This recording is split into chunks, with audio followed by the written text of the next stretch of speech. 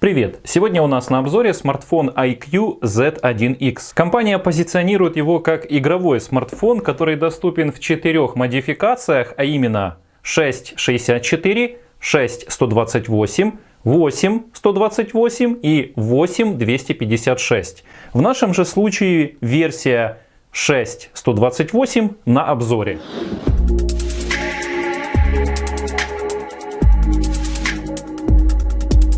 Модель доступна в черном, синем и белом цвете. И как бы не казалось на камеру, то вот такой вот цвет компания называет белым, с таким вот красивым переливом. Сделаю небольшое отклонение, оно касается этого видеоролика. В описании под видео, а также в закрепленном комментарии будут тайм-коды, поэтому вы быстро сможете найти нужную вам информацию в отношении этого смартфона. Я поделюсь своими впечатлениями, покажу вам аксессуары, стекло, гидропленку и чехлы, которые были заказаны для этой модели, и поделюсь своим мнением. Итак, начинаем. Стартовая цена смартфона на момент обзора $260 без гарантии и растет аж до $412 максимальная версия. Официальный магазин на сайте AliExpress, где покупался, ссылка на него есть в описании под видео. Корпус у этого смартфона выполнен, задняя крышка из пластика, хотя очень-очень похоже на стекло. Скажу, что отпечатки пальцев здесь очень сильно собираются. Но вот рамка здесь из металла. Сбоку у нас имеется боковой сканер, он очень удобный. Это же и механическая кнопка, и сканер отпечатка пальцев. Срабатывает мгновенно, чуть выше качелька громкости. А здесь находится лоток для SIM. Лоток рассчитан всего на 2 нано-SIM карты, карту памяти не поддерживает. И обратите внимание, вот эта полоска голубая, это специальная силиконовая прокладка, которая будет защищать от попадания какой-то влаги или пыли. Поэтому лучше брать 128, как у нас версия на обзоре, или же побольше. 256. Снизу располагается динамик, он здесь один. Некоторые его сравнивали с Poco X3, но скажу, что именно у Poco 2 динамика. Один работает слуховой и этот. Поэтому получается очень классный стереоэффект. На канале скоро будет обзор плюс отзыв спустя месяц пользования Poco X3. Также USB Type-C разъем, а рядом располагается микрофон и разъем 3,5. А сверху под отверстием находится второй микрофон. Видео пишет в режиме стерео, а также этот микрофон задействуется в режиме громкой связи или же в записи диктофона режим стереозаписи. Несложно догадаться, почему компания приравнивает этот смартфон к игровому. У него большой дисплей диагональю 6,57 дюймов. И помимо высокого разрешения, этот смартфон работает на частоте 120 Гц. Для игроманов это четкая картинка и быстрая реакция очень важна в играх. Сам являюсь владельцем Poco X3, у которого такая же частота передачи в герцах, поэтому скажу, что глаз это явно замечает. Картинка действительно очень плавная. Также для игроков очень важно, чтобы был емкий аккумулятор. Здесь он на 5000 мАh и соответствует заявленной емкости. Дальше мы поговорим о ней и поделюсь своими тестами. Еще этот смартфон поддерживает 5G связь, а значит он будет работать очень быстро, если это речь идет об онлайн-играх, и поддерживает Wi-Fi 6 технологию. Ну и конечно он поддерживает быструю зарядку, и что еще немаловажно, он имеет специальную технологию охлаждения. В отличие от медных каких-то пластин, используется специальная трубка и специальный метод охлаждения. Плюс у него мощный процессор от Qualcomm, это Snapdragon 765G. Он 8-ядерный. Одно ядро работает на частоте 2,4 ГГц, второе ядро работает на частоте 2,2 ГГц, а остальные 6 на частоте 1,8 ГГц. В красивой и необычной упаковке, сейчас я объясню, почему она для меня показалась необычной, мы получаем сам смартфон, на который наклеена заводская пленка, но если присмотреться, уже появились царапины. Почему я сказал, что упаковка необычная? Ну, посудите сами. Открываем, а она имеет необычный срез. И смотрится этот дизайн, задумка довольно по-современному, скажем так. Кстати, это первый смартфон, который я купил 11/11/2020 года. И именно в этот день его изготовили. 11 числа я его купил, и спустя около 4 дней его мне отправили. То есть выходит, что прям таки с конвейера сошел и полетел в Украину. И рад буду поделиться с вами. Отдельная благодарность Алексею за то, что заказал через нас этот смартфон и терпеливо ждал. Алексей, спасибо, рады и мы помочь, и будем и дальше рады помогать и твоей семье, и всем, кто к нам обращается. После того, как мы его открыли, здесь у нас сверху находится конверт. В конверте находится скрепка с силиконовым толстым прозрачным чехлом. Он без всяких полосок, вот просто прозрачный, и будет красиво показан сам цвет смартфона через прозрачный силиконовый чехол. Открываем, и лежит огромный требующий переходник блок питания. Да, это огромный, специальная Flash Charge 2.0 технология зарядки. Работает он по следующему принципу: 5 вольт 2 ампера, 9 вольт 2 ампера, 11 вольт 3 ампера максимально. Может быть, со временем уже и появляется глобальная версия, чтобы блок питания шел без переходников, но пока как есть. Мы его заказывали на старте. Кстати, вот на ощупь он без пленки и полностью матовый, что огромный плюс, потому что этот аксессуар один из самых часто используемых. Заряжается этот смартфон примерно 1,5 часа и, конечно же, слегка нагревается, потому что у Poco X3 там идет 5-вольтовая зарядка, специальная технология, но 6 ампер. Представьте, 6 ампер за 55 минут. Он вообще не греется. Я даже не замечаю, как он заряжается. Я теперь заряжаю его, пока возле компьютера работаю, Poco X3, а потом я его снимаю и перед сном оставляю рядом с собой. А раньше я на ночь ставил смартфон на зарядку другой модели. Теперь же все просто. С этим же будет точно так же. Переходник продавец, кстати, положил в подарок, и еще в подарок прислал вот такой вот наклеечку в виде головы кота, как подставку, или же держать его удобно было в руке. Верхняя и нижняя часть корпуса, она настолько плоская, что смартфон, если вот так вот быстренько выставить на ровную поверхность, он действительно стоит, но неустойчиво. Но стоит. Даже можно вот так вот слегка повертеть, и он остается стоять. Данный экран у смартфона является практически безрамочным. И если вы заметили, то камера у него находится на экране справа вверху.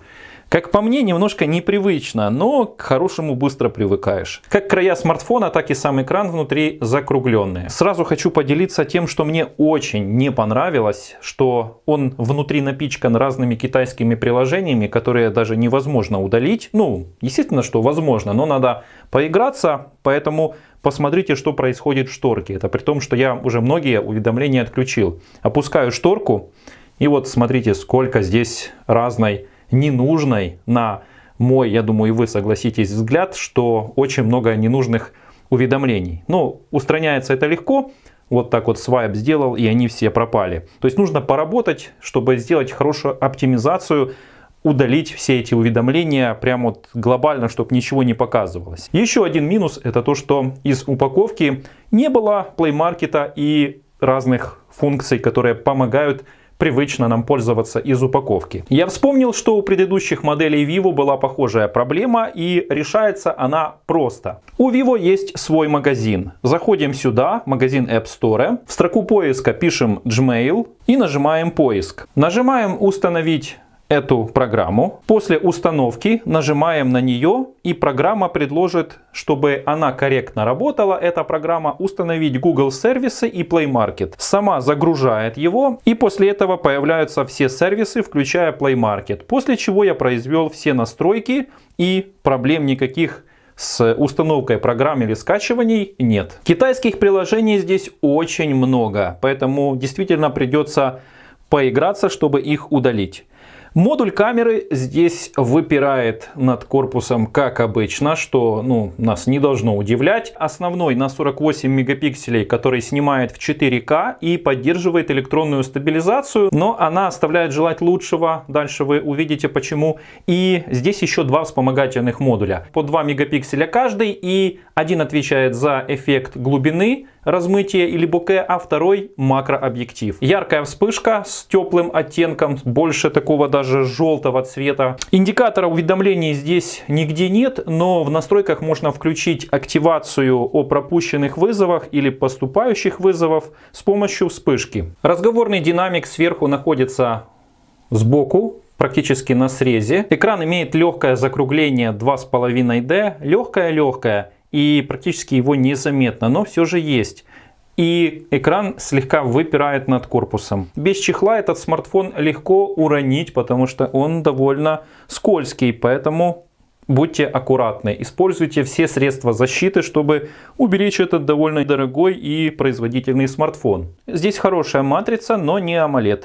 И хороший запас яркости. Вот посмотрите, практически ничего не видно. Теперь опускаю шторку, чуть-чуть добавил, уже хорошо. Теперь на максимум, и он действительно очень яркий. В настройках корректный русский язык, все переведено, но нужно привыкнуть. Если ранее у вас был какой-то другой смартфон, сейчас же вам нужно будет привыкнуть к этой оболочке, потому что она отличается. Эта оболочка называется iQOO UE, и текущая версия у вас сейчас перед глазами. Есть темная тема, есть защита глаз. Можно максимально увеличить шрифт, посмотрите, какой он огромный будет. Можно изменять цвет экрана профессионально, ярко, стандарт. Оставим ярко, очень сочные цвета. Настраивается частота обновления экрана, но не во всех приложениях будет работать данная частота. Можно воспользоваться интеллектуальным переключением. Чем больше в герцах установлено, тем больше будет расход аккумулятора. Помните об этом.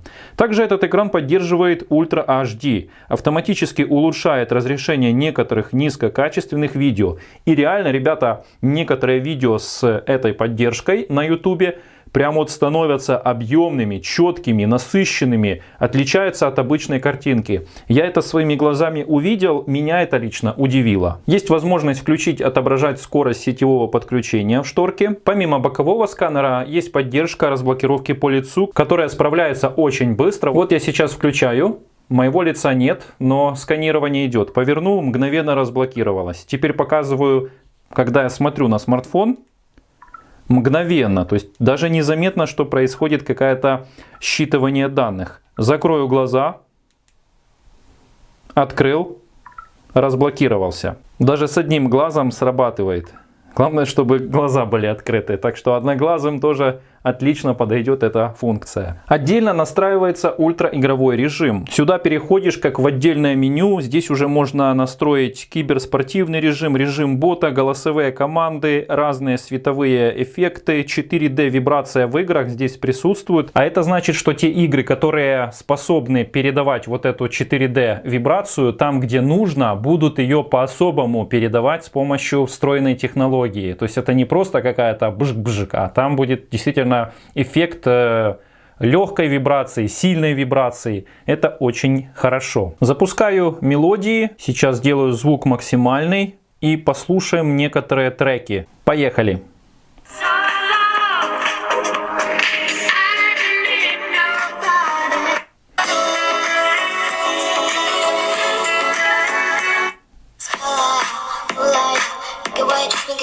Звук, как вы слышите, качественный, но не сильно громкий, мне кажется.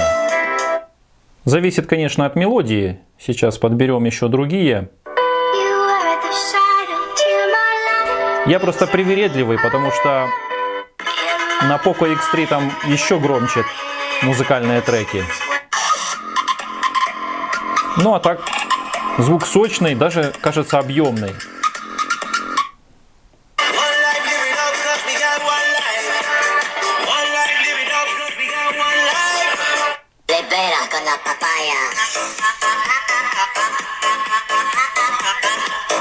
Радует, что этот смартфон, вот установил программу GPS-тест и первый запуск, когда я произвел, он мгновенно вышел на связь, буквально 4 или 5 секунд. Он мгновенно, вот пока я разговаривал, 13 спутников в частном доме, даже не сыграло роли, что была очень пасмурная погода. Поддерживает GPS, GLONASS и Beidou. В AnTuTu Benchmark он выдал показатели достаточно рекордные. 318, 124. И это говорит о том, что смартфон на максимум разогнан, чтобы справляться с любыми задачами. Я дал этому смартфону команду сделать запись видео, скрин с экрана во время игры на максимальных настройках по графике. Игра Asphalt 9. И давайте посмотрим реально картинку, которая есть. Вот вы сами увидите. И потом я поставлю запись. О чем я?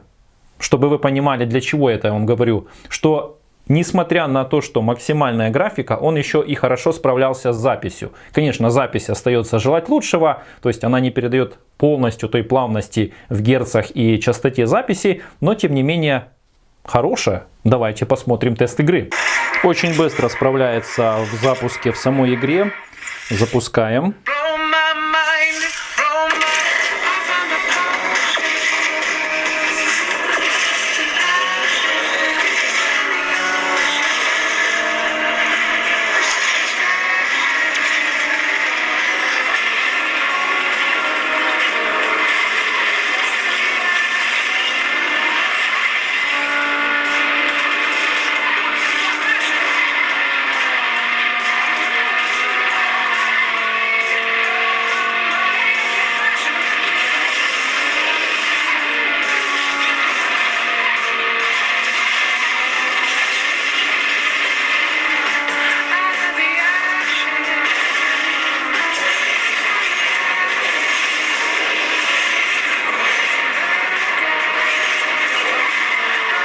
Ну а теперь посмотрите запись предыдущего моего заезда, чтобы вы поняли, что вот на такой вот графике он еще и при этом хорошо справляется с записью.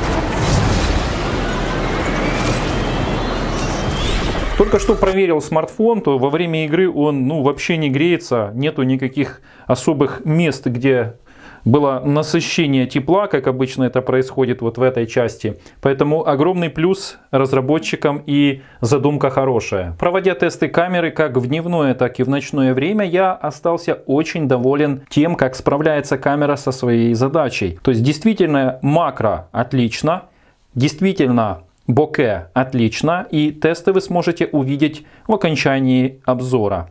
Давайте запущу камеру, посмотрим, как она справляется. Привет. Так, здесь мы вот реально цвета передает, быстро фотографирует, определяет, есть интеллектуальный режим. В меню здесь все понятно, фото, видео, еще, а в еще есть отдельно режим 48 мегапикселей, панорама, живое фото, замедленная съемка. Перейдя в режим замедленной съемки в настройках, мы можем отрегулировать разрешение видео. Максимально 720 можно снимать с частотой 240 и 120 кадров, а если переключаемся на 1080, то максимум это 120. Потому что если я сейчас выберу 240, автоматически меняется на 720. Также еще есть таймлэпс или интервальная съемка, режим Pro, где полностью все вручную настраивается. Дополнительные стикеры в реальном времени, в реальности. Это значит, что можно делать разные спецэффекты и появляются вот такие вот разные штучки, фишки, которые за вами следуют. Также можно снимать короткие клипы. Есть отдельно связанный с поисковиком или же определение объектов китайский Jovi Vision, ночной режим и режим портрета. Передняя камера снимает только с разрешением 1080-30 кадров, а вот задняя способна снимать в 4К 30 кадров. Переключаем на 60 кадров, переключается в 720. На 1080 60 кадров тоже есть. Это огромный плюс. И поддерживает два вида кодеков: H264 и H265. Рекомендую снимать во втором режиме, H265. В режиме обычного фотоснимка можно вот этой боковой кнопкой активировать разные объективы. Супер макро или же боке, то есть включаются вспомогательные модули.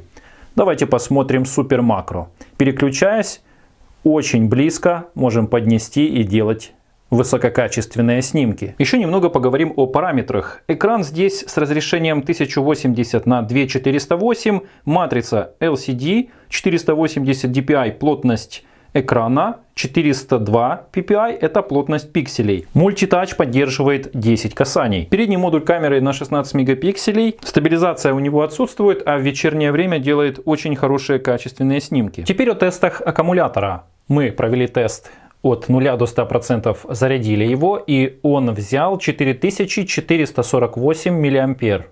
Кажется, не дотянул прилично, правда? Но несмотря на то, что он не дотянул, все равно расход аккумулятора минимальный. То есть очень хорошо держит заряд, саморазряда в выключенном состоянии нет, даже если запущены все функции. Правда, если будет и Wi-Fi 6 работать, и 5G, то тогда, конечно, расход будет больше. Но пока в наших странах этого не видать. И еще тесты в YouTube от 100. Сделали разряд от 100 до 0%.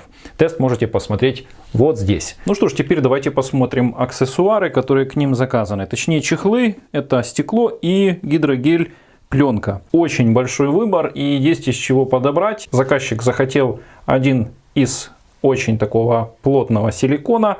Красный цвет и соответствует всем вырезам. Одевается легко, смотрится красиво. Даже слегка имеется вырез под динамик, если вот так посмотреть. Камера однозначно защищена, сканер доступен, даже есть отверстие для ремешка. Второй чехол выполнен сверху будто бы под кожу, может быть даже какой-то кожзам вклеен.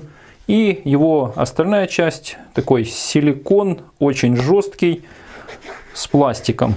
Внутри вот такая вот поверхность, достаточно солидно смотрится все. Тоже вырезы совпадают. Теперь смотрится совсем по-другому. Ничего не видно, черный с черным очень хорошо сочетается. Цвет виднеется только здесь. Модуль защищен. Напомню, что сверху пленка, но мы ее будем снимать. И есть два варианта. Первый — это приклеить стекло, чтобы защищало стекло экрана. А второй комплект — это гидрогель пленка на заднюю крышку вместе с камерой. Вот видите, вырез такой защитная будет, и на стекло. Но на экран я все-таки советую приклеить стекло, потому что при ударах пленка все-таки не защищает. А вот на заднюю крышку я однозначно буду клеить гидрогель, потому что все-таки попадают пылинки и может со временем между чехлом появляться и корпусом появляться царапины. А вот это гидрогель будет защищать. Поэтому наклею ее и одену в чехол. И буду завтра отправлять заказчику. Пришло время поделиться своим отзывом, потому что больше недели, почти 2 недели я им пользуюсь. И вы знаете, вот все нравится, но не нравится отсутствие NFC, потому что его здесь нету. А как для такого смартфона, ну что там поставить это NFC-то? Кажется, мелочи, но все-таки нет. Плюс у него очень много китайских приложений. Это очень расстраивает. Даже если я это умею делать, мне все равно не хочется этого делать. Но не забываем, что мы покупаем версию, я покупал версию для рынка Китая. Поэтому неудивительно, что все здесь для китайского пользователя просто будет отлично. А если говорить о нас, простых смертных, за рынком Китая, все, что находится за их государством, то нам тогда кажется это все очень лишним. Еще завышена достаточно сильно цена. Как по мне, она реально завышена. Не хватает стереодинамика. Ну, поставьте, раз уже назвали смартфон игровым, то пусть звук идет прямо на вас со всех отверстий. Да, это его тоже минус. Плюс это то, что много памяти. Минус отсутствие отдельного разъема для флешки. Еще огромный плюс — это то, что быстрая зарядка и хорошая камера. Не хватает стабилизации в видео, снимает хорошо. Думаю, что вот с этим проблем во время съемки не будет, как передняя, так и задняя камера. Радует боковой сканер, разблокировка по лицу, и скажу, что оболочка, нужно к ней привыкнуть, но к хорошему быстро привыкаешь. То есть нужно сделать своего рода оптимизацию. Также еще одним плюсиком можно добавить запись телефонных разговоров. Она здесь присутствует, но номер-набиратель только с английскими буквами. Поэтому можно установить стороннюю программу, например, звонилка от Google. Радует гибкая система настроек. Конечно же, четкий плавный экран и сочный по цветам, по цветопередаче и по яркости. Очень хороший минимальный запас яркости. Хороший микрофон, слышимость хорошая, прием хороший, без всяких проблем. Вот эти все функции на высоте. Если вы думаете, что вам он понравился, вы решили себе приобрести все-таки современный гаджет, хороший, новый, то ссылка есть в описании. Но думаю, что можно посмотреть и другие смартфоны, например, Poco X3. Я сам владелец, и вот если бы меня сейчас спросили: Сережа, какой бы ты смартфон взял, Poco X3 или же IQ? Poco. Да. Теперь вам осталось посмотреть тестовое фото и видео и поставить лайк за труды. Вот, за труды. Я бы вам поставил лайк за то, что вы посмотрели этот ролик до конца, но негде его вам поставить. Мысленно это сделаю. А вы не мысленно, а физически нажмите, поставьте лайк и поделитесь этим видеороликом с друзьями на своей странице в соцсетях. До встречи в новых видео. Тесты фото и видео. Тестируется передняя камера у смартфона Vivo. 1080, 30 кадров в секунду. И не меняется разрешение. Как таковая стабилизация незаметна. Просто вот как держишь, так и работает. 1, 2, 3, 4, 5. Это у нас съемка в 4К с выключенной стабилизацией, то есть обычный режим. Теперь включаю стабилизацию, и картинка мгновенно переключается на 720, кажется, 60 кадров. Но это точно проверю уже в свойствах, выведу информацию сбоку. То есть это не очень хорошо. Я думал, что хотя бы будет 1080, но не сохраняется. Это у нас 1080, включены 60 кадров. Стабилизации нет. Вот в пути так записывает видео.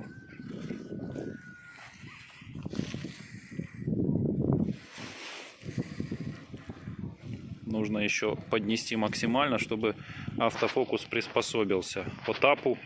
Только тогда начинает приспосабливаться. Вот так в помещении пасмурном, точнее там, где очень мало света, вот почти в темное помещение, вот так передает телефон картинку. Даже очень хорошо. Я на почте выхожу, очень отчетливо вытягивает по свету без минимальных шумов. Передняя камера.